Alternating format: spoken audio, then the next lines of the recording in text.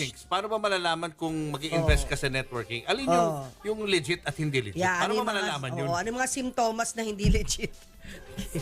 Dalawa lang naman sisimplihan lang natin. Number 1 is the word called immediate and number 2 is last. Sulat nyo to, immediate, the word immediate, and number 2, last. Number 1, ang ibig sabihin ng immediate, there must be an immediate exchange of products and services. Dapat may kapalit ng produkto at serbisyo. Yes. Kunyari, bumili ako ng, like for example, sinabi mo copper mask. Di ba, pagbayad ko, may copper mask akong hawak. Kahit akong pinakahuling taong sumali, hindi ako nalugi kasi meron akong hawak na produkto. Tama. Binili ko produkto.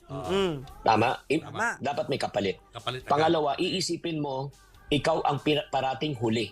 Ikaw ang pinakahuling sasali. Di ba?